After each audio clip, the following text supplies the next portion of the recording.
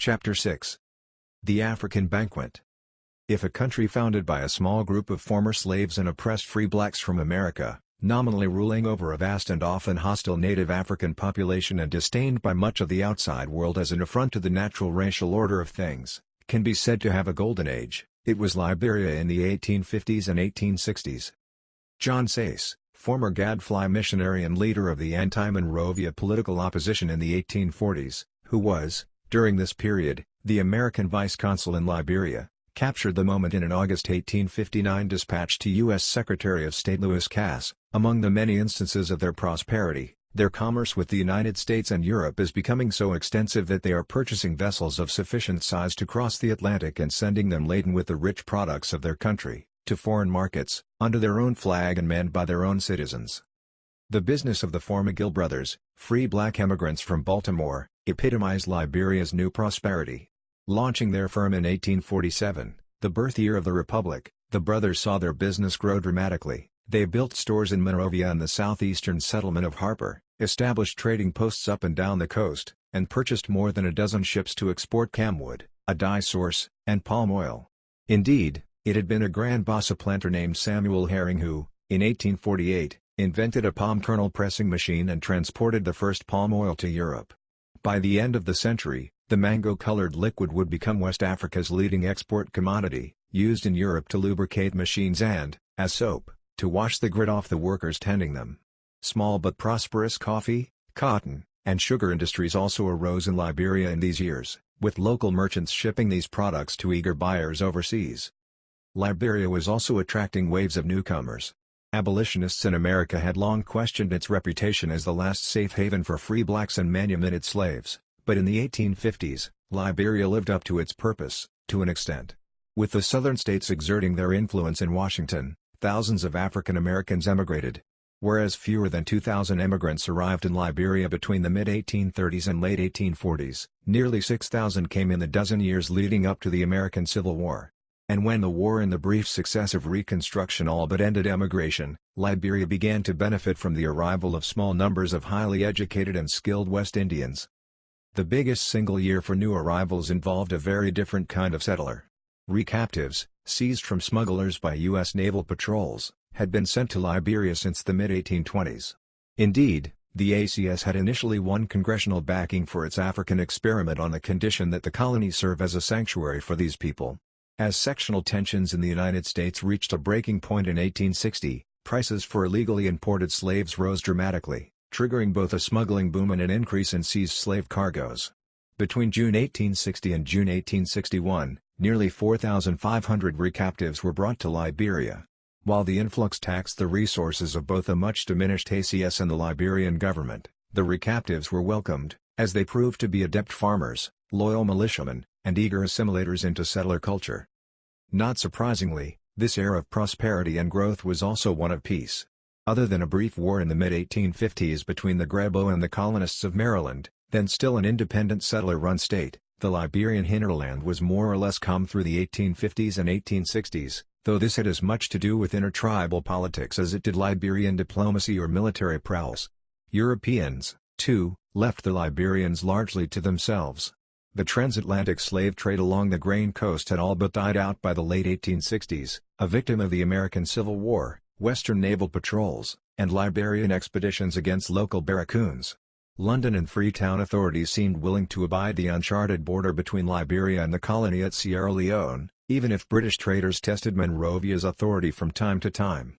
As for the French, who would become Liberia's prime imperialist adversary during the late 19th and early 20th centuries, their ambitions for a West African empire had yet to crystallize. But this halcyon period would not last. Liberia's commodity-based export economy shriveled in the face of competition and the relentless march of 19th-century technology and science. By the 1870s, German chemists had learned to synthesize aniline dyes, ending the market for Liberian camwood, which had already been in decline as a result of, in the words of the American consul general in Monrovia, the destruction of the forests, and the grubbing up of the roots, the more valued part of the cam tree for commercial ends. Around the same time, European agronomists had perfected a method for extracting sugar from local beets, causing the price of imported cane to plummet and putting small and less efficient sugar producers, like those in Liberia, out of business. Vast new plantations in Brazil, meanwhile, had driven down the wholesale price of coffee to a point where Liberian growers could barely make a profit.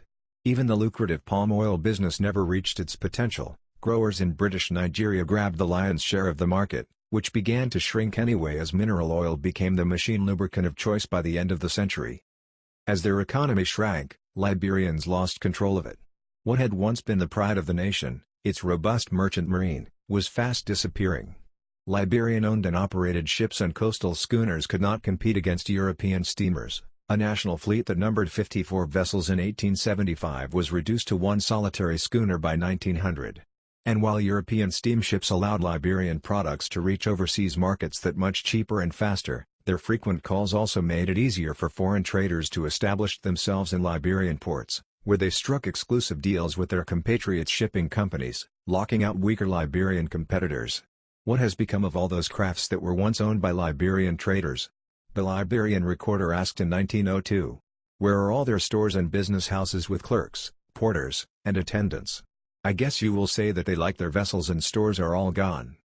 In the grey gloom of late autumn Berlin, Prince Otto von Bismarck's yellow brick residence on Wilhelmstrasse could not have appeared more resplendent. Lit by chandeliers ensconced in vaulted ceilings, the formally attired officials sat down at a horseshoe-shaped table, chatting in French and glancing through the windows at the dormant gardens outside. Counts and colonels, ministers and diplomats, even a vizier from the sublime port of the Ottomans, they represented all the major powers of Europe. They had come in November 1884 at the behest of the German Chancellor, who now sat at the top of the horseshoe, garbed in scarlet court dress, to decide the fate of a continent. For 4 centuries, sub-Saharan Africa had seemed big enough for every ambitious European nation to stake its claim. Europeans had built forts and trading posts along its sinuous 20,000-mile coastline and launched expeditions to explore the interior. Here and there, as at the Cape of Good Hope, they had even put down roots. And, of course, they had forcibly carried off millions of Africa's sons and daughters, till their consciences finally caught up with them in the early and middle years of the 19th century, helped along by the fact that slavery was becoming economically untenable. But for the most part, white men had kept their distance. Held at bay by an array of diseases, the Spanish, the British, the French, and the Dutch had turned elsewhere for territory and glory. Now there was new interest in Africa. Evolving public health measures, and weaponry, made the idea of occupying and administering the vast reaches of the world's second-largest continent seem possible. Tantalizing riches were a part of the imperialist strategic calculation, but perhaps the truest motivation was simply the glory of it all, especially for new nations like Belgium, Italy, and Germany, which had never had a chance at empire in the Americas and Asia. But Europeans agreed that there had to be rules for the carving up of Africa. Over 15 weeks, between 21-course dinners, all-night balls, and leisurely carriage rides down the Unter den Linden, the attendees hashed out rules of navigation and trade and occupancy. Existing possessions were acknowledged as legitimate, including those of the only black republic on the continent, though no Liberians, or any Africans for that matter, were invited to the conference. A little-noticed provision, known as the principle of effectivity, would have the most far-reaching implications for Africa. To prevent a government from simply planting its flag and claiming ownership, the attendees at the conference agreed that a nation had to set up a colonial administration, establish an economic presence, make some effort at treaties with native chiefs, and deploy a police force adequate to pacify the natives before it could claim the land as its own. The purpose of the conference was to make the conquest of the Dark Continent an orderly affair. But as it turned out, the scramble for Africa that ensued over the next few decades was anything but. For almost half a century, Liberians practiced an older form of colonialism. Sign a treaty with a local chief and the territory, in European eyes, was yours. Venture into the interior, plant the flag, and other nations would honor the claim. Liberians had done this, to the best of their limited means, laying claim to 180,000 square miles of West African shore, jungle, savanna, and highland, from just south of Sierra Leone's Sherbro Island, where the first, ill-fated settlers from America had landed, to the San Pedro River, deep inside what is now Ivory Coast, to the long uncharted headwaters of the Niger and modern-day Guinea.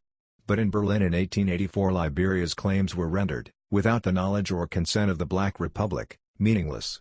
Treaties and exploration were no longer enough to secure sovereignty. Now, occupation and pacification were necessary. Though Great Britain was the first to recognize the Republic of Liberia in 1847, One result was territorial disputes between the two nations along the uncharted fringe of settlement, most notably over the Guianas, a rich trading territory lying in what is now southeastern Sierra Leone. Liberians claimed sovereignty based on treaties they had signed with local chiefs. Britain disputed the validity of the treaties and then, when the evidence in Liberia's favor appeared to be overwhelming, ignored them altogether. The two sides met many times in the 1870s and 1880s, in London, Freetown, and even aboard an American warship, but could not come to an understanding, so the British simply took the lion's share for themselves. The royal loan, indebting Liberia to London bankers to the tune of hundreds of thousands of dollars, hardly helped Monrovia's negotiating position. Still, humiliating as it was for the Liberians, the episode marked the last time London would force them to adjust their colony's borders. The French, however, would be another matter. Relations between Monrovia and Paris got off to an auspicious start. A year after leading his country to independence, President Roberts had visited the capitals of Europe. At the Louvre, Napoleon III kissed him on both cheeks and duly extended French recognition to the world's second Black Republic. It had taken 30 years for the French to officially acknowledge the first, their former colony of Haiti. A decade later, when crew laborers on the ship Regina Caeli, convinced they were being sold into West Indian slavery, mutinied and slayed every Frenchman aboard save the doctor, Paris absolved Monrovia of responsibility. In the 1850s and 60s, French desire for an African empire was expressed, for the most part, in Algeria in the north and Senegal in the far west. But that would soon change. France, like other European nations, had already negotiated trade and protection treaties with tribal leaders along the coast and had built forts and factories to enforce them, notably on Côte d'Ivoire, to the east of Liberia. Then, after mid-century, exploration became a European obsession. Many expeditions set out in the 1860s and 1870s to find the headwaters of Africa's great rivers, including the Liberian-claimed Niger. Yet after the Berlin Conference, France began to covet something greater, an unbroken empire stretching across Sahara, savanna, and rainforest, from the azure waters of the Mediterranean to the steamy Gulf of Guinea. Potential economic opportunities helped spur the ambitious plans, but mostly it was for la gloire de la France, and to prevent rivals such as Germany and Britain from grabbing it all first. There were obstacles to realizing this vision. It was unlikely the British could be dislodged from Sierra Leone or their possessions on the Gold Coast. And resistance from the more martial tribes and native confederations, particularly in the interior, would require substantial applications of force. But Liberia, the military strategists and diplomats of the Quai d'Orsay decided, could be more easily had. The first French interest in Liberia had occurred in the waning days of ACS rule in the 1840s, when French naval officers, crates of rum, guns, and iron bars, the legal tender of West African trade, piled on the beach beside them, signed annexation treaties with local chiefs along the coast. Liberia protested, then appealed to London and Washington, which issued stern diplomatic warnings, forcing Paris to back down. When Monrovia, in the mid-1880s, proved unable to quell continuing unrest among the Gribos, the main tribal confederation along the border with Côte d'Ivoire, French officials dusted off the old treaties, laying claim not only to Maryland and the rest of eastern Liberia but to bays and coves all the way up the coast to Sierra Leone. French naval officers also began signing new treaties with Grebo chiefs, prompting Liberian officials to produce an 1882 map of the region, issued by the French War Office, showing all of Griboland under Liberian control. Unswayed, Paris pressed the issue, citing Liberia's failure to pacify the natives or plant settlers on its eastern marches. In response, Liberia claimed that it was the French themselves who were stirring up the trouble. Whatever the case, the unrest was all the justification the French needed, under the rules set forth at the Berlin Conference, to nullify Liberian claims. Hillary Johnson, the newly elected Liberian president, was the first Liberian-born American to hold the office and the son of the patriot hero Elijah, whose challenge to an offer of British protection, "We want no flagstaff put up here that it will cost us more to get down than it will to flog the natives," inspired generations of settler youth. The younger Johnson did not make such a rhetorical stand. Instead, he played what would soon become Liberia's diplomatic ploy of last resort. He turned to America for protection. Washington went through the motions, dutifully but half-heartedly issuing a protest. But Paris was more perturbed than persuaded, with the Foreign Office warning the Liberians that if they continued to cloud every issue by appealing to their American mentors, France would be forced to sever diplomatic relations with Monrovia. Johnson then decided on a new and desperate measure to get Washington involved. In 1887, He gave permission for American evangelists to set up a mission in the heart of Griboland, knowing full well they would soon need to be rescued. While Washington, the Liberian president figured, might ignore its protection pledge to Liberia, signed 2 years before to get Monrovia to acquiesce to Britain's seizing of the Guianas, it was unlikely to leave its own nationals in danger. But the Grover-Cleveland administration soon saw through the ruse. Even if the government of Liberia were the judge of the emergency requiring the intervention of the government of the United States to protect its own citizens under Article 8 of the Recognition Treaty of 1862, Secretary of State Thomas Bayard notified the American consul in Monrovia, Ezekiel Smith, it could hardly be deemed within the legitimate bounds of Liberian discretion to provoke the issue by sending our citizens or encouraging them to go into regions inhabited by aborigines, over whom no effective control is or has been exercised. Though he dispatched a warship to bring the missionaries home, Bayard left Liberia to fend for itself diplomatically, for the time being at least. Meanwhile, French expeditions signed treaties with local Grebo chiefs, encouraging them to look to Paris, rather than Monrovia, for protection. Given the long history of disputes between the Liberian settlers and the Grebo, over trade, land, political representation, and simple human dignity, the settlers had acquired the unfortunate habit of referring to Grebos of any age as boy. The French found the Grebos receptive. Desperate, the Liberians sent their Attorney General to Washington, where the new Secretary of State, James Blaine, found a few minutes in his schedule for pleasantries, but not substantive talks. Nevertheless, the message somehow got through, as America's Paris ambassador was instructed to inform the French government that Liberia and the United States were bound by special ties, and this government, i.e., America's, and people could not be whole unmoved, much less acquiesce in any proceedings on the part of the neighbors of Liberia which might assume to dispose of any territory justly claimed and long admitted to belong to the Republic. As with past American appeals, Blaine's had only a small effect on the French, who continued to pressure Monrovia. Anxious Marylanders issued an appeal to the world's conscience, in Monrovia papers, is there not to be a foot of land in Africa, that the African, whether civilized or savage, can call his own? We only ask, in all fairness, to be allowed just what any other people would require, free scope for operation. Do not wrest our territory from us, give us a fair chance, and then if we utterly fail, we shall yield the point.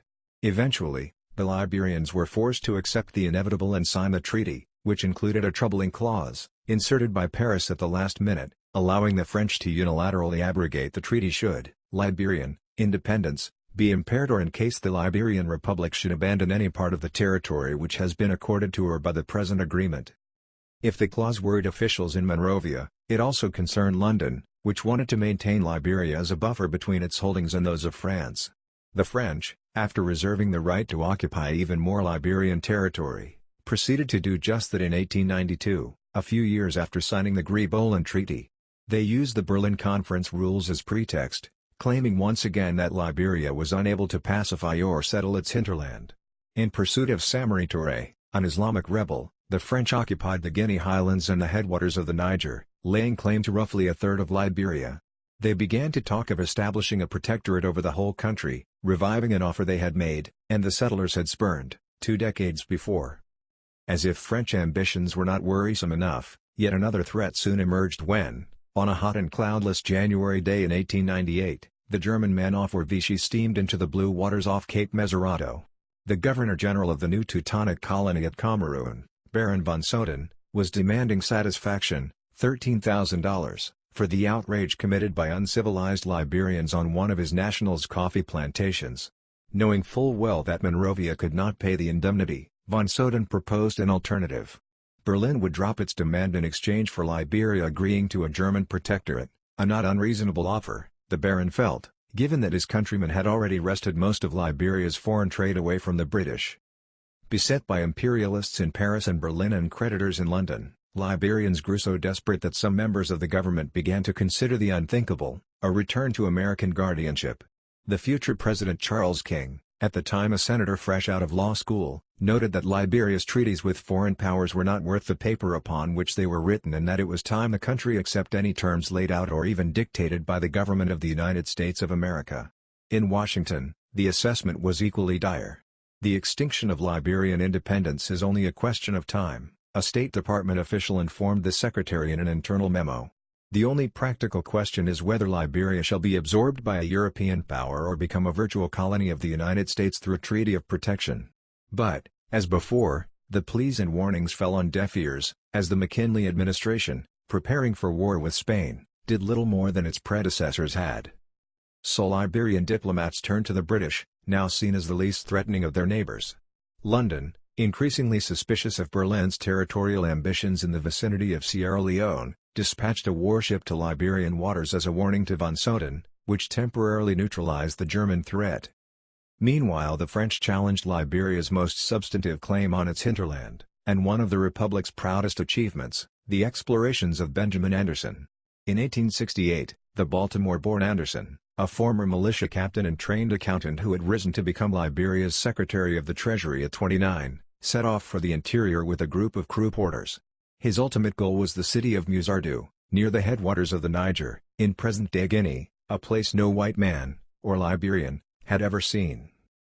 Just as legendary Timbuktu, 1,000 miles down the Niger River, held a centuries-long fascination for British and French explorers, so Musardu had cast its spell over Monrovia's merchant elite for more than a generation, and for much the same reason. West Africa, educated Westerners of the day decided, was essentially two distinct regions with two very different kinds of people inhabiting them. Along the damp and miasmic coast, pagan savages, immersed in superstition and divided into a myriad of eternally squabbling tribes, existed in a Hobbesian world of all against all. But deep into the interior, indigenous African society was supposedly far different.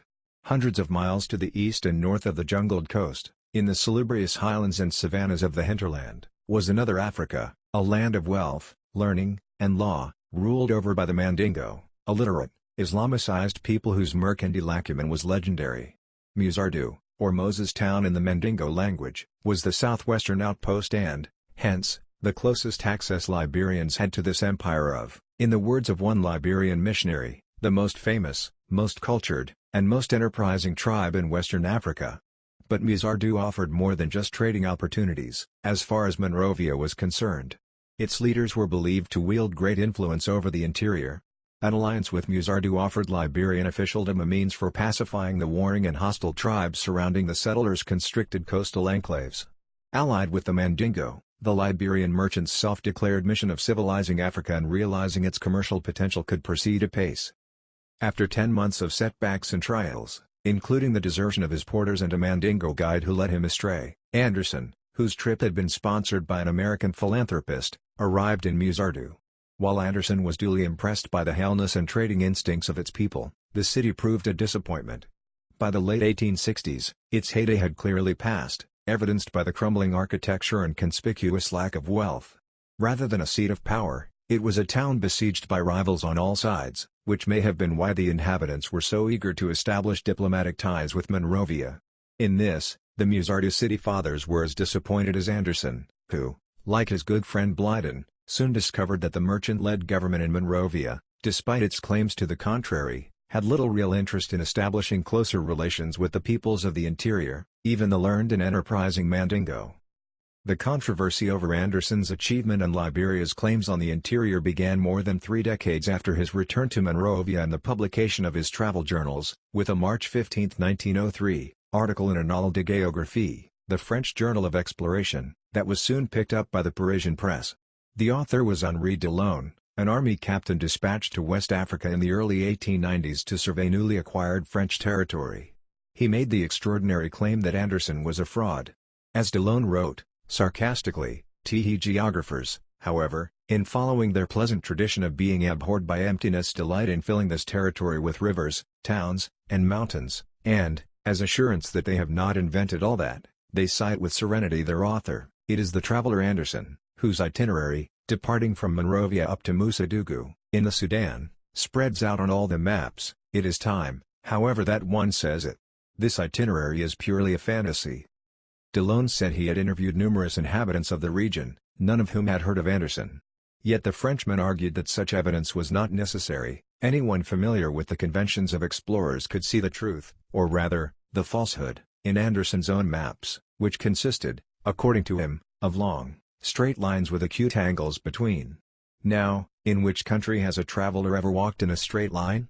DeLone allowed that it was understandable that geographers had been fooled, for many mistakenly believed that Anderson was English or American. But in fact, he wrote, Anderson is simply a black Liberian with very ordinary education, little in relation to the use of instruments that he would have had to carry to make the astronomical calculations. So where did Anderson get his information about the interior? DeLone asked. Captives, passed from master to master as far as the coast. Through them, one can know the names of the few villages that have been put on the map more or less judiciously, the Frenchman wrote, provocatively raising yet another issue Europeans routinely use to claim territory, that of the Black Republic's alleged involvement in a slave trade. When a British journalist in Paris read the article and had it reprinted in the West African Mail, a newspaper out of Sierra Leone, the charges eventually came to Anderson's attention. Unaware that the source of the attack was DeLone, the aging explorer aimed his fire at the Mail's reporter. This gentleman, he wrote, dismissively, is very late in giving the startling piece of information in a transaction of 1868 and 1874. Anderson had made a second journey to Musardu in the latter year. Anderson disputed the charges, first citing his well-known native sobriquet, Musaju, and then offering as evidence charts and tables from his travels, some of them never before published, and a letter from the late King Vamphidalo of Musardu himself. The exchange continued for another year or so. Blotted in the famed traveler and the diplomat Maurice Delafosse, a former French consul in Liberia, came to Anderson's defense. The matter had important geopolitical ramifications. If Anderson had never ventured to Musardu, then the Liberians, none of whom have ever dared adventure more than 10 kilometers from the sea or navigable river, for fear of being eaten by the natives, DeLone averred, had no claim on their hinterland. As Anderson wrote in his initial response, "Th gentleman seems to be sounding the signal trumpet for a fresh grab of Liberian territory rather than disproving my journey to Musaju." Not only had Liberians failed to occupy or pacify the interior, the French government was now claiming they had not even set foot there. In the face of such attacks on their sovereignty and legitimacy, the Liberian government's options were limited. Settling the hinterland was out of the question, as few Liberians were willing to move inland and the stream of new settlers from America had all but dried up. In 1900, the ACS sent a grand total of 1 immigrant to Liberia. Nor did the government have the power to pacify the natives. An expedition led by President William Coleman against the Gola in 1900 had been ignominiously routed. Coleman barely escaped with his life, but not with his office. He was forced to resign in the face of near-universal condemnation from his cabinet and the legislature. And so the Liberians reluctantly adopted a practice perfected by their imperial antagonists, indirect rule. Each European nation staking a claim in Africa granted favored natives certain privileges to maintain order as it exploited the resources and manpower of its territory. Liberians had avoided this model for years because the hinterland had been of little concern to the merchant-dominated settler elite, and for reasons of principle. Liberia was not a distant, imperial power, but a republic that in theory represented all of the people within its borders, settler and native alike. Indirect rule implied 2 or more levels of citizenship, something few Liberians were willing to abide in practice, or at least admit to. The government had previously tried, and failed, to properly govern the hinterland. An interior administration, manned by settlers, floundered in the late 1860s because few were willing to leave Monrovia and its environs. Under an 1874 law, passed under pressure from the British, who wanted to end native fighting on the border with Sierra Leone, the government had invited 2 chiefs to represent each tribe as non-voting delegates in the national legislature, though they were to be consulted only on affairs concerning the natives. But even this limited offer had given rise to fears in Monrovia of a native takeover, and just a year later, the legislature abandoned the plan, promising instead an annual $100 stipend, to make the chiefs feel more identified and interested in the government. 30 years later, in 1904, the Liberian government was rolling out the red carpet for the kings and chieftains of the hinterland, Gola, Vai, Day, Pesa, and Maningo. The occasion was a grand conference that would at long last reconcile civilized with tribal as members of the same nation. There were speeches, inevitably leavened with the unctuousness of African diplomacy, and a banquet prepared by the First Lady at the Executive Mansion.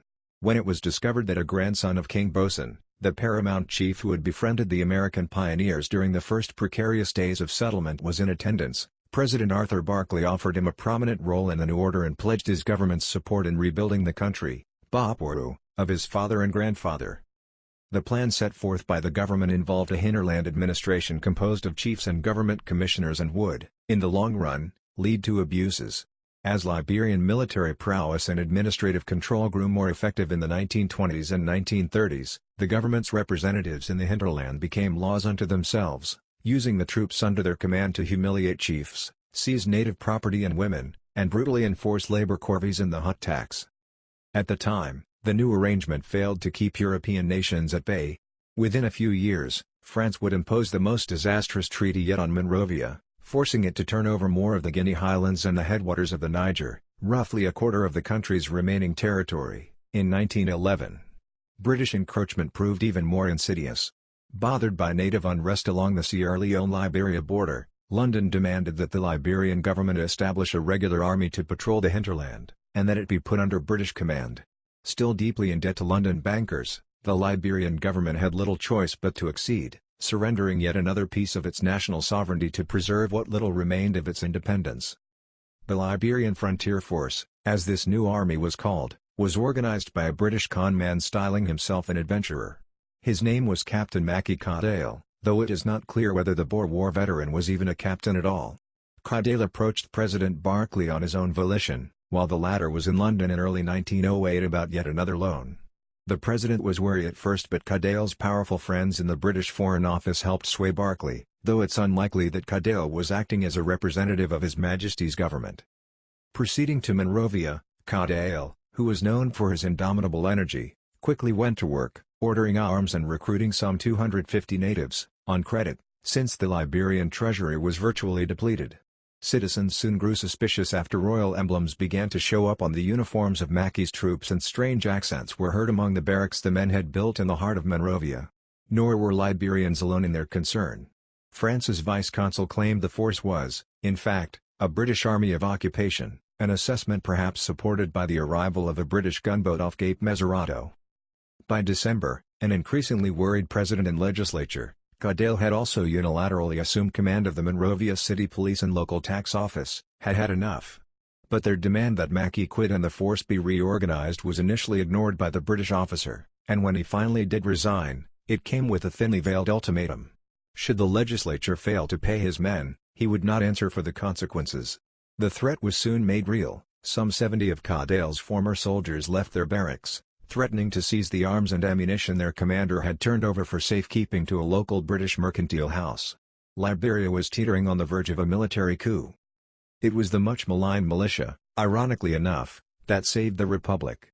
Some 400 citizen soldiers, in Monrovia for their quarterly drill, occupied Caudill's barracks, quickly defusing the situation. The British officer, his men, and the gunboat all decamped. A government investigation later revealed that many of Mackie's soldiers were, in fact, natives of Sierra Leone and hence British subjects, implying that their loyalties were to Caudill and London rather than Monrovia. Unlike France, Britain had no interest in seizing Liberia, either as a protectorate or a colony. Caudill's army, then, would have given the British Foreign Office and colonial authorities in Freetown exactly what they wanted, the ability to go after uncooperative natives from both sides of the border but without the cost and trouble of having to administer Liberia and deal with what would inevitably become a very disgruntled American population.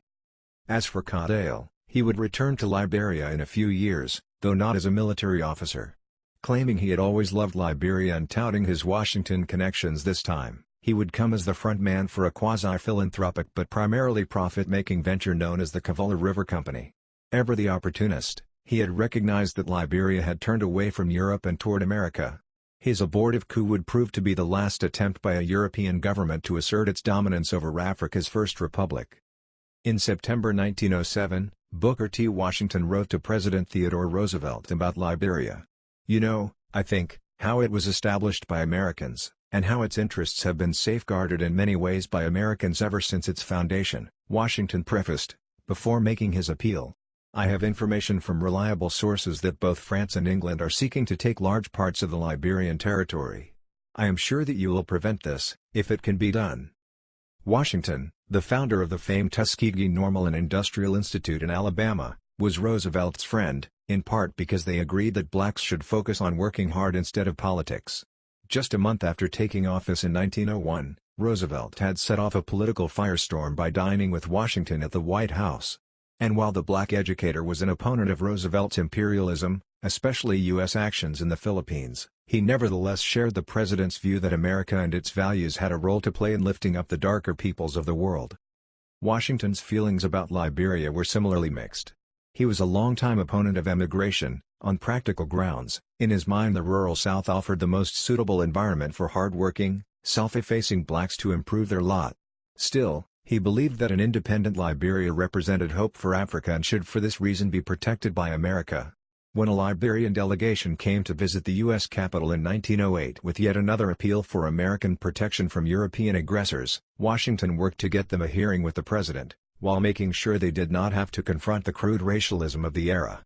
This is the first time any such commission composed of Negroes has visited this country, and I am anxious that they be treated with just as much courtesy as the customs of the United States will allow, he wrote to Roosevelt. Even if an exception has to be made, I think it will be a fine thing. In the end, the delegation did make it into the White House, but received little more than the usual vague promises of diplomatic support. Washington did, however, convince Roosevelt and later his successor Taft to take a more hands-on approach with Liberia. A three-man commission, headed by the white economist Roland Faulkner, but also including the black educator George Sale and Washington's chief aide at Tuskegee, Emmett J. Scott, was sent to the nation to attempt, in essence, to fix every part of it that was broken. They arrived in April 1909, just after Caudiel's near coup. Their investigation of Liberia's books revealed that the American elite lacked financial acumen. Not only was the treasury empty, but Liberia was in debt to foreign creditors to the tune of nearly $1 million, more than 5 times what would have been its GDP, if anybody had tried to measure it. The financial hole had been 40 years in the making. Liberia had been left behind by the rapid technological and economic developments of the era, which had rendered obsolete its export economy and its sail-based merchant marine. But Liberians had not helped themselves either, and not just in their loan choices. Bribery and embezzlement were rife throughout the country. Customs agents in the nation's ports accepted bribes from foreign traders to look the other way, while bureaucrats treated their departmental budgets as personal bank accounts. Corruption was so common as to seem banal. As the American anthropologist Frederick Starr wrote at the time, Liberian officials quite well know the thing which we call junkets. When some crisis arises, and the Lark, Liberia's lone gunboat, must be sent to a seat of danger, high officials, whose relations to the government are not such that their presence is necessary, take advantage of the opportunity for a fine outing. The nation may be in financial difficulty, but good food, good smoking, and good drink seem easily provided. Such an outing not infrequently gives the official opportunity to transact private business, as well. In the hinterland, underpaid officials levied arbitrary taxes and fines on the natives and then pocketed the proceeds. Such actions could lead to unrest. James Howard, a barely educated officer in the LFF, was made commissioner over much of the Northwest in 1916 and founded a smuggling operation, transferring various goods, including cola nuts, rice, and ivory, across the Liberia-Sierra Leone frontier to avoid customs duties on either side.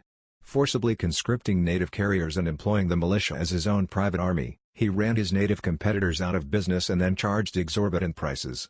After 2 years, the local Gola rebelled, forcing the government to dispatch an expensive military expedition. As for Howard, he was assessed a token fine for his excesses and then reinstated at his former rank in the LFF, a typical response to official malfeasance. The corruption of the coast and the extortion of the hinterland radiated from Monrovia.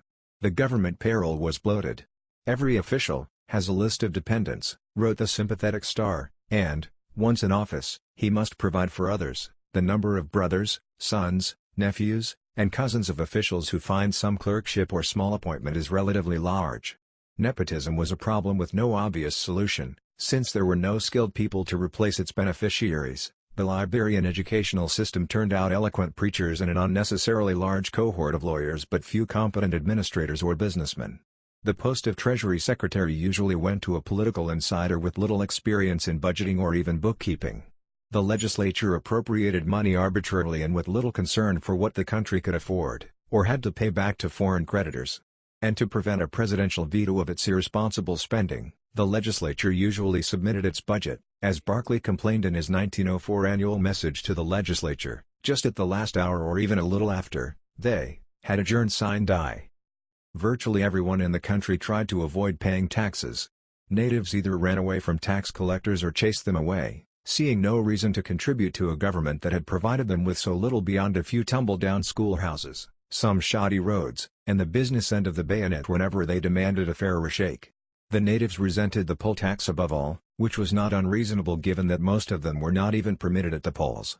As for the Americos, they, too, resisted tax collection at every turn, contributing less than 5% of the country's revenues even though they owned the vast majority of its wealth. The bulk of the government's money in the early 20th century came, as it always had, from customs revenues and the head tax levied on crew stevedores seeking work aboard foreign ships, but even this last source of revenue was unreliable, since European traders often underpaid the collectors and then threatened to go to their governments if harassed. Americo society, living beyond its means, made up the difference by borrowing from abroad. The terms were always extortionate, a result of opportunism and racism on the part of creditors and financial ignorance on the part of the borrower.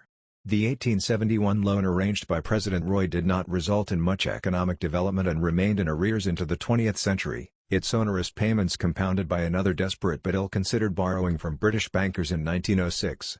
This £100,000 sterling, $500,000, credit, negotiated through a former African explorer named Harry Johnston, turned out to be even more catastrophic. Most of the money went to the Liberian Development Company, which had been set up by Johnston to build much-needed infrastructure for the country. But after 2 years, Johnston, who refused to open up the company's books to the Liberian government, had nothing to show for his enterprise outside of a 15-mile dirt road from Monrovia to Carisburg and exactly 2 automobiles to drive on it.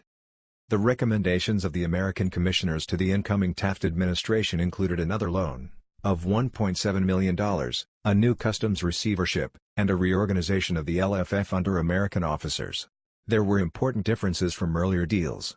This time, the loan, though financed by European and American investors, would be guaranteed by Washington, which meant a more reasonable interest rate. The receivership would also be administered by an official from the United States, a country Liberians understood had no territorial ambitions in Africa. And, finally, the officers assigned to head the LFF would be Buffalo Soldiers, who had once pacified the natives on the American frontier. Charles F. Young had come a long way in his nearly 50 years. One of only 3 African Americans to graduate from West Point in the 19th century, this son of freed Kentucky slaves had risen to the rank of U.S. Army captain just after the turn of the 20th century, a rare achievement in an age when no white soldier could be expected to salute a black officer. He had succeeded despite many obstacles by doing his duty. He had commanded a black regiment against Filipino freedom fighters and served as military attaché to the U.S. legation in Haiti, and because he subscribed to the imperialist assumptions of the day. The regeneration of Africa must come in the same manner as it has to all countries, i.e. from the outside, he wrote in his 1912 textbook, Military Morale of Nations and Races, published the same year he was seconded to the Liberian government to reorganize its army. Young, officially designated an attaché to the U.S. mission in 1912, no active duty officer was permitted to serve in a foreign army, saw the challenges he faced clearly enough. His predecessor as attaché, another black officer and former Buffalo soldier named Benjamin Davis, had described the LFF as worthless after witnessing 120 soldiers threaten the life of the Secretary of War unless they received their back pay. Young may have found Liberian officials more problematic, though. While Barclay and his successor, Daniel Howard, had accepted outside leadership of the LFF as a necessary concession, some Liberian political and military leaders resented the intrusion. They bristled at what they saw as the superior attitudes of Young and the 4 former U.S. Army officers under his command. Moreover, Young's salary was $2,000 a year, more than any official in the government aside from the president, and under the American loan agreement, the money was to come out of the Liberian treasury. Nor was Young particularly impressed by the Liberians. As an American missionary close to the officers wrote in a letter to the U.S. minister in Monrovia, having served with outstanding leaders in the U.S. black regiments, the Americans were appalled by the lack of leadership within the LFF, and reported that the new Secretary of War knew nothing of his duties, having confessed that he was a preacher and only assumed the office because it had been forced upon him. Young largely failed to rein in the excesses of the LFF. Just a month after his arrival, he brought in the District Commissioner James Cooper and the Militia Colonel William Lomax from their posts along the Sierra Leone border. According to British officials on the other side, Cooper and Lomax, both of whom came from prestigious settler clans, had been running a violent extortion racket. When local Gullah chiefs aired their grievances, Cooper and Lomax had 8 of them murdered. Yet after a one-day trial in front of Liberia's Supreme Court, in which key witnesses were kept from the stand and incriminating evidence ruled inadmissible. Both were acquitted of all charges. Lomax, who openly confessed to the killings and justified them on the grounds that the victims were traitors, did not even have his officer's commission revoked. The tensions between the American officers and Liberian authorities did not abate. Because the country fielded two forces simultaneously, the militia and the LFF, the chain of command was muddled, resulting in squabbling over jurisdiction and authority. The American officers also went unpaid for months at a time, requiring Young and his successors to appeal to the American who had been put in charge of the nation's customs service to intercede. Young and his men were not entirely blameless, however. They themselves were far from united and were guilty of some of the same crimes against natives as their settler counterparts had been. A 1913 expedition against rebellious crew, led by one of Young's lieutenants, resulted in what a New York Times correspondent described as a heavy slaughter. By the early 1920s, Liberian government officials were searching for a way to rid themselves of the American officers. A new deal was finally reached in 1927. Washington would dispatch 4 qualified and experienced officers, but they would not be in command roles. Rather, they would serve as advisors only, an arrangement that would last through World War II and beyond, even surviving the 1980 coup that deposed the last America-led government. Liberia had made it through the worst of the European imperialist grab for Africa, though not without cost. The Republic had surrendered 2/3 of its territory and 1/3 of its coastline. It was now a rump state barely the size of Ohio. Still, Liberia had survived, thanks to its strategic retreats at the negotiating table, the competition among its European adversaries, and the reluctant intervention of the nation that had birthed it into which it was forever bound.